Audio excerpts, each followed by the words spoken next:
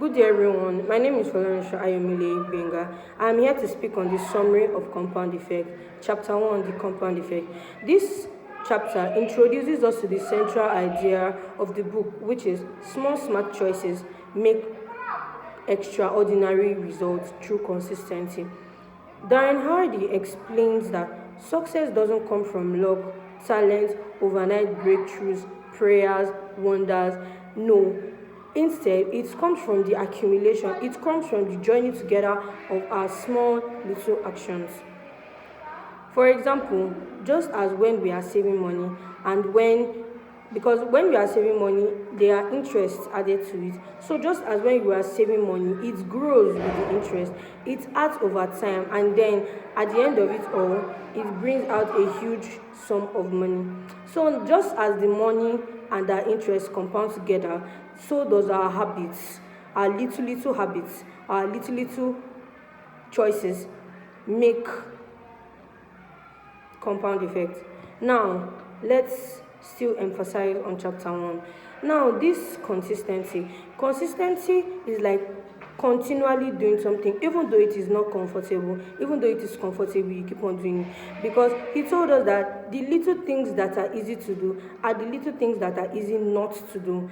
Because of the simplicity of these things, people think that these small little actions that we do don't make up. Now, if we continue doing these small actions, it will enhance into something big. He gave us an example of 3 men in the book. He said, okay, let's say one is Emeka, John, and Peter.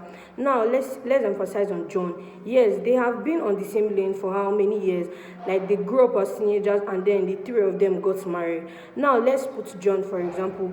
John is someone that always complains, and then yes, his work is going fine. He's doing very well, his family, his children. He is fine in all aspects. Now we go to Peter. Peter is someone that wants more. Instead of Peter just settling for what he has done, for what he has achieved, he wants more. So he starts to read books, he starts to watch inspirational movies, inspirational channels, and then he grows into something huge. And then let's say Emeka.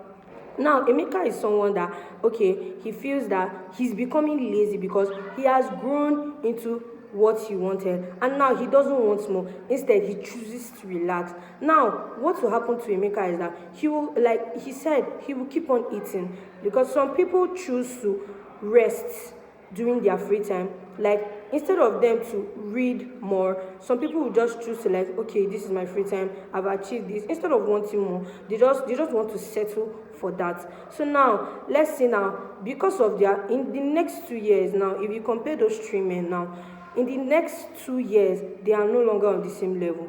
One is higher, one is still on the same lane, and one is lower because of the choices they make, because of the little consistent things they do. Now, we go to chapter 2, which is the choices. This chapter emphasizes and makes us know that every of our choices matter. How will you know that every of your choices matter? You will know because when in the future, when you see that, okay, this thing is not going the way I wanted it to be, you will now have a flashback of what the kind of choices you make. Okay, now let's take, for example, a teenager. She gets pregnant. Okay, she gets pregnant, and then at the end of it all, she regrets her decision. Now, the choice she made back then was that she chose to live a careless life. She chose to live a carefree life. Even though her parents must have been warning her to stay away from sex, to abstain from sex, she chooses to not listen to the parent. Now, the consequence of her action is that it will lead to unwanted pregnancy or HIV. Now, in the future, she may not be able to cater for that child, and then she will not be regretting those little actions or those little things she did back when she was a teenager. So the choices we make us or mar us. It does 2 things. It either makes us or mar us. It either makes us derail from our goal or puts us on the right track. Darren Hardy also teaches us that we have to take 100% of our responsibility of our lives instead of blaming it on other people. Like he said when he attended a conference when he was a teenager, that he asked, in a relationship, who is meant to take 100% responsibility? Now he said that it is meant to be one person. You are meant to take 100% responsibility and expect zero percentage back. Instead of you thinking that, okay, why can't this person do this? Why can't this person call me? Why can't this person chat me? No. Instead, you do it and you expect nothing in return because of the choices you've decided to make. Now, we have to take responsibility of our lives because the life we are living today is as a result of our choices, and we have to make those choices so that we can be responsible for it instead of blaming it on others. Chapter 3 tells us about our habits. The habits we have enhances our success. Our habits determine our success more than our goals do. Every habit begins that small actions become an unconscious repetition. What I'm trying to say is, habit is as a result of small unconscious repetitions. Good habits gradually improve our lives, while bad habits slowly damage them. Hardy explains that keeping records of our lives help us to stay accountable and help us to improve consistently. Now, let's use someone for example now. Okay, he told us that when keeping records, you have to know the things that you take charge of and the things that take charge of you. Let's say someone is always gossiping, someone is always backbiting. Now, let's say the day that the person decides not to backbite, not to gossip, we will see that during little times, that same person will be like gossiping, will be like saying things and be like, oh my god, I didn't want to do this, but I have done it. Now, that is a proof that the gossip, the backbiting is now taking charge of that person, even though the person doesn't want to backbite consciously. Now, the habits are like small things that even when we don't know that we are doing it, but we are doing it. Like someone jogging now, having a positive habit of jogging every day. That person jogs and jogs and jogs, and then before you know, the person can just be walking and then decide to jog.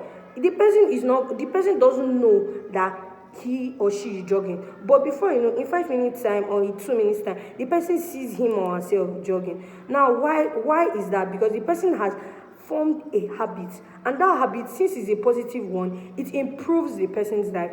Now, we go to chapter 4, momentum. Hardy told us that it is Big Mo.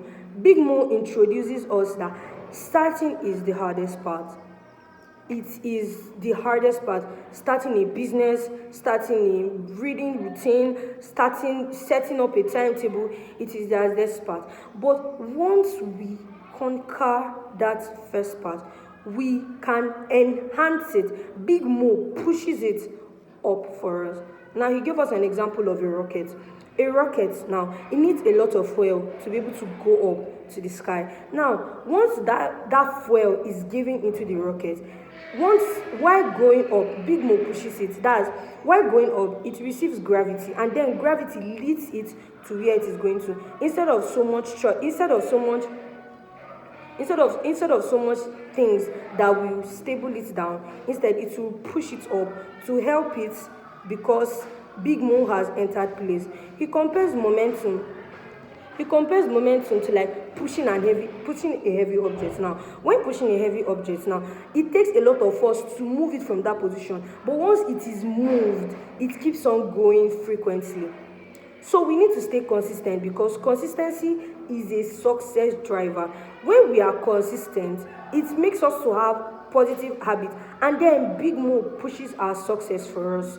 Now we go to chapter 5, influences. This chapter teaches us that our environment greatly affects our behavior. 3 major influences are the people we spend time with, the environment we live in, and the kind of information we consume. Now, we have to fill ourselves with people that are on the same lane. You can't be associating with people that are just degrading for a third class, meanwhile you are aiming for a first class. If not, you will just be like them, and then you will also be aiming for a third class, because you'll be like, these people that I'm associating with, they are not even worried, they are not even bothered. But you now that are aiming for a first class, now your goal drops, your momentum drops, your goals, your ideas, all of them drop, all because of the influences, because of the people you stay with. The way our environment influences our action is that it helps us. Our environment Either it protects us from hearing bad information or gives us the information we need. We need to surround ourselves with people that support our goals, with people that are in alignment with our goals. Now, chapter 6 tells us about acceleration. The final chapter, it tells us that Harry tells us that readers should keep on challenging themselves. Instead of just being comfortable, instead of just settling for what you have achieved, instead of just staying there, you need to accelerate because you need to go higher. He also said that while celebrating the achievements we've made, that we need to set new goals. Said continuous learning, discipline, and personal growth allows success to continue multiplying. He said that we should never stop learning. So this book as a whole tells us that our daily action creates habits, and our habits create big more, and then our environment influences our behaviors, and then it accelerates our success. He also told us that consistency beats intensity. Once you are consistent in doing that positive thing, it will work out for you. Your success will be in the way you always imagined it. Compound effects can work in two ways, the positive way and the bad way. Instead of doing things negatively, instead of always eating extra snacks, instead of always taking the shuttle, you can form it into a positive effect of taking fruit, doing a little trekking, because once you trek, you burn out some calories.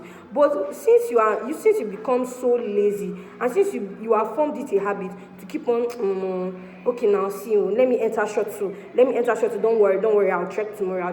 Once you keep on procrastinating that you trek tomorrow, you trek today, you will not trek tomorrow, that is where consistency comes in place.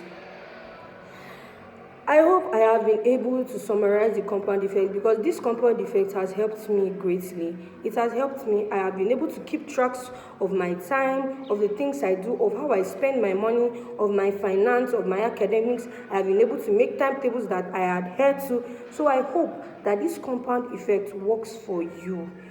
Compound effect, it is a very good thing. Like, it is a book that I never knew that I would encounter, but now I have encountered it. I am not letting go of the things, of the tips I have learned from it.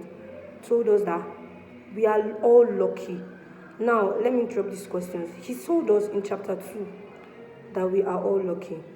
So now, when luck comes and you are not prepared, what happens? You miss that opportunity. Thank you all.